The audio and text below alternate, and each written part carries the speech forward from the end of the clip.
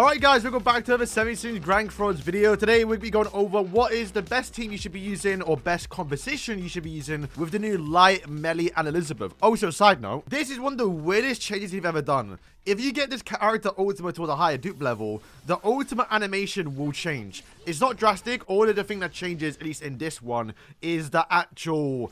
is when you look at each other, like this part right here, like the little zoom in on the faces, that's not there on the 1.6. And also right at the end, this ultimate right here, right there, boom, is where it would end. But if you're 5, 6 and above, you see the aftermath. Don't know why they've done that, because you don't even see it in PvP. The only reason why it's bad is because for my rewinds, when I can't actually get the right footage and have to dupe them out. So that's kind of annoying. But looking at this new Meli and Elizabeth passive, you'll see the applicable allies are Demon, Goddesses, and also 70 Sins. So what team should you be running this character in? Well, first, let's talk about the Sins. The Sins, while yes, they do work together, he's not going to get any buffs, because as you can see by the passive, it does say if all demons are participating in a battle, you would then get the Sword of Darkness, and if you have all Goddesses, you will get the Sword of Light. Also, there is a big indication below the character. When you have got a full demon team, they will have a massive dark aura below. If you're a full goddess team, you have the massive light aura. And if you're a sin or whatever team this is, you're auraless, basically. So while, yes, you can use Sins, and, you know, you will get buffed up by whatever character and Sin team you want to use, you are missing a big chunk of the passive. So it's probably not recommended right now, at least, that you use the actual Sin team. The next team you can be using is the Goddess team. Now, the Goddess team is really lacking, mainly because, well, Goddess Margaret, Ludicia Margaret, is just so old. I mean, she's literally up there with, like, Nanashi as, like, the longest-running PvP character people still use to this day, because she released during, what, halfway through the second anniversary or second year, and we're on, what, almost year 5 now, basically. So she's been out for, like, 2.5 years, and she's still usable in quotation, because if you want to run the Goddess team, you do have to use this character. However, what we'll say is, though, is that we just got leaks this morning that did confirm that Solar Seed Sariel, the little small version of her, not the adult version, but it will be the small Sariel, she will be getting a new unit for part 2. She will be the New Year's character, and we can only hope that she will be what makes Goddesses a lot better. But, you know, we said that with Ludicia when he came out for the part 2 towards the MAL celebration, and we saw how that turned out. But yeah, overall, not the biggest fan of the Goddess team. Margaret herself, I mean, you can even see his ultimate. Granted, I imagine this guy was a little bit lower on the box CC.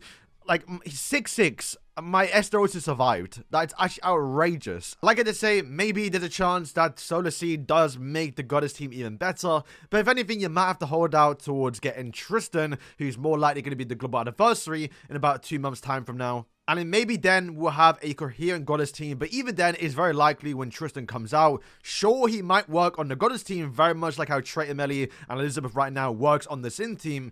He might specifically buff up the 4 Knights characters because he is a 4 Knights character. And of course, I think undoubtedly right now, the best team you can be using is going to be the Demon team. It's just got all the damage, really good characters. Unlike the Goddess team, you have to use Margaret, who sure is a good buffer, and you are going to get very tanky and build up the base stats a little bit for your Goddess team. You are also losing one person that also deal damage. It's very important right now when you're playing PvP with this new Meli and Elizabeth that you can get the character weak enough to where you can hopefully kill past the revive and then kill the person again. Because honestly put, boys, it doesn't really matter, I'd say, what team you bring. Whoever kills Meli first and they survive, you probably won the game. And the Demon team right now has some really good characters. Gelda being insanely strong, that builds up over time through the course of the match, that sometimes can even tank some skills from the Meli Eliz. And yeah, Esterosa is just insane. I mean, lowering all the stats by 50%. Obviously, certain characters right now on the meta are like immune to it, so it's not too crazy. But he is buffing up the team. And if anything, with the commandment, you are technically counting Goddesses, because if you are using character,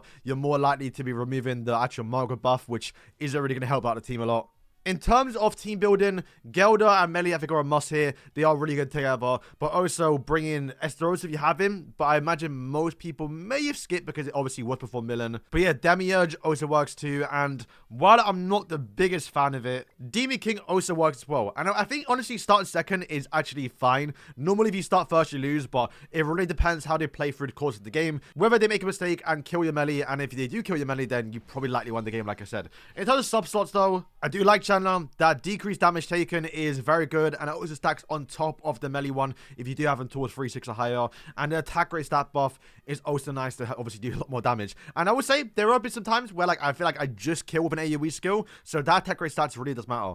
And I guess the more attack you have, the more damage you do at the start of the turn when Meli enters the battle. So you are more likely to destroy a shield or just do more damage overall. It's probably a bit better. But what I will say is, though, is that Cusack might be a bit of a runner-up here. Still might be considered the best one. He's also leaked to be getting a relic sometime in the future. So he might be the premium go-to backline for demons. You still get that attack rate stat buff. It's 12%. It's a little bit lower than Chandler, but if you value, I guess, lower on crit damage and crit chance too, it's also probably the better option. Especially, I think most people have him towards 6/6 or higher, because he's been out for a lot of time. Another thing too that we have to talk about is, well, Melon is just still insane, right? She is going to be still in the meta. She hasn't died, although I guess now Meli has got some competition, or I guess Millen's got some competition. I think people running the Goddess team is going to get absolutely destroyed by Millen. Yeah, I mean, look at that. Because you just kill the whole Goddess team because obviously Meli's more tanky and then you just win the game. And yeah, look at that. You're still like 1 damage. So like, I do think Goddesses, it's a bit of a niche thing right now. People are going to be using it because, hey, Goddesses are no back. You have a good character. But it's just, I don't think it's it. It's definitely, I never spoke about it, but the actual something like outfit's actually insane. And yeah, Millen's just still so good. This isn't even the best team, right? You can still be using the actual LRDN with the actual relic and go for, and you probably do really, really well. And yeah, Millen just, you know, ranking up and a 1-shot on the Melis. Yeah, it's, she's still too good. You have to actually worry about her a little bit. So I don't think you can actually run teams like the Goddess team because they'll get cooked by Millen. I still think they get cooked by, I don't think I've lost to a Goddess team. And even though they've like, actually ulted with like Mayel and also Margaret, it's so bad. They actually really need support. Honestly, I'm actually really looking forward towards this new Sariel because I actually really like this outfit. I do think it's one of the best outfits in the game. It looks so well in the character, so I'll probably be using that in the new Sariel. But then I'm forced to use a Goddess team, and like I don't want to use a Goddess team. But we can confirm that yes, she will have a counter skill, like an actual counter. Like we saw with Chandler, it can be a stance or a counter skill. Where this specifically does say if they use a counter skill, they recover HP. So we do know the character in some sort will have a counter skill. If anything, it might need to be something like a natural boulder. I think if anything, the Goddess team needs more support, obviously, but more damage like boulder, but like the Goddess team, that'll probably work really well. But yeah, let me know what you guys are using when it comes to your Meli Elizabeth. What team you're using? I think obviously demons are the go-to, especially because they've just been getting a lot of love this year. I think going in towards next year as well, we will see some more demons come towards the game. Probably more likely Galan and also Malaskala, the actual chaos forms, which may be demon support, but he also could be more chaos support if they want to go down that road of having like a chaos like characteristic with obviously Chaos Alpha. Honestly, next year is going to be very surprising with not only new collaborations but also with dual characters, and depending on what you want to do, do you want to focus more on 76 still, more OCs, or even more actual big important characters in Fortnite Apocalypse? There aren't that many demons in Fortnite Apocalypse. It's definitely oversaturated with obviously, you know, I guess if anything unknown and obviously humans, but well, when we do get demons, they're always going to work together. And like I did say, if we ever get Tristan as well, boom, that's another good support character, especially because Tristan should be broken too. So guys, thank you for watching the video, and yeah.